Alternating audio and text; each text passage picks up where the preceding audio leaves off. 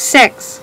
Day off from school, someone asks, and I realize that the woman with the sky blue shirt is gone, and I've been guided into a room where another woman stands, smiling and ready. Skipping, I say, stripping off my clothes, down to one of Ray's old t-shirts. Smell of him all around me, always. I used to do that, the woman says, smiling more like we share a secret. She has a mole on her face with 2 hairs growing out of it. You'd think she'd notice a thing like that. Ready? I say, lying down, and the woman motions for me to spread my legs. You want it all gone? I nod. She's supposed to ask how I am, and maybe other things. Something. There is a sign out front that says, Minors must have a parent or guardian present to sign off on all services. And this isn't a desperate, dying store that needs customers. This is a busy, bright place where women wait, and there's a girl whose only job is to ask if you want anything to drink. Coffee, water, diet soda. It doesn't matter, though. The woman stands over me, won't ask any questions. She never does, never has, never will. She starts to wax.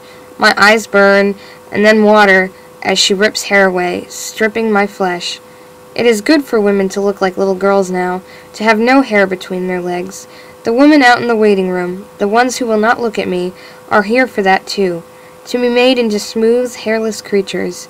They will have their skin polish smoothed, so everyone can pretend they are young again. Everyone wants the young. Once upon a time, there was a girl in an aquarium. She wouldn't share her lip gloss, so her friends said she couldn't walk with them. She got mad and went off to look at the penguins, which weren't dolphins but looked pretty, like in the movies she had seen with her mother and father. Her lips tasted like cream soda, but she actually didn't like it at all that much. It was the only flavor left, and her mother had agreed to buy her lip gloss once. Just this once. And she knew she had to take what she could get, and she missed her friends. Plus, the penguins got boring fast. They just stood around looking like they knew they weren't in a real home. Looking like they knew their lives were just a lie. A man tapped her shoulder and told her she needed to go find her class, and they were watching a movie. It's already started, he said. You better hurry up. Oh, the girl said. Where? The movie theater. The girl looked at him blankly. She didn't know where that was. They'd given maps when they came in, but she and her friends hadn't looked at them. They were bright red with stupid baby-looking arrows drawn on them to show you were when you got the map. Dumb, like they didn't know where they were. They balled them up and threw them away. Then she wouldn't loan them her lip gloss. Then she was alone. The man sighed. Fine, I'll show you. Come with me.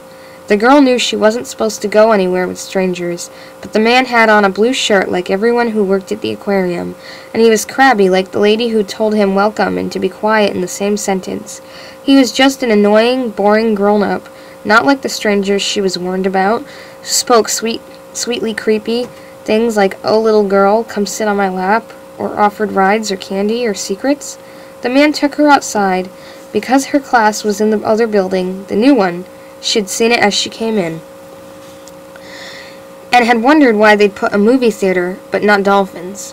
Before they went outside, before they even left the penguins, who were still just standing there doing nothing, like they were watching them, he gave her a baseball cap. Everyone got one, he said. Yours is the only one left, though, so it's too big. Better tuck your hair up under it. Maybe that way it'll stay on. So the girl matched her hair up under the hat so the hat wouldn't fall off and went inside. When she did, the man stayed behind to say something to the woman at the door. Grown-ups, and all their boring talk. 8. All right, Alice, the woman ripping off my flesh says. You can get up now. We're done. 9. The girl went outside, and the man caught up to her in 3 easy steps. She heard him coming. 1 step, 2 step, 3, and sighed, eager to get back to her friends. This way, he said, and she followed. Sorry, I had to stop for a second there, he said, as they walked. I had to ask the lady by the door where the gift shop was. She thought you were my little boy. Isn't that funny? You don't look like a boy at all. 10. Once upon a time, that moment was when a little girl's world ended. 11. Have a great day, Alice, the woman tells me as I'm leaving, waving without looking at me. It is only 3 steps to leave her behind. The door to her little room with its light and wax and hot paint. Ray says it's sad how women try so hard to be young, to pretend they are something they have forgotten. You can never remember the best part of yourself when you grow up, Alice, he tells me. My mother told me that, and it's true. So what do? 12. Never grow up. Like something out of a story, maybe. Try saying it while a hot, heavy hand pinches, testing to make sure you're still child enough. Try saying it when you can't grow, when you're forever trapped where someone else wants you to be.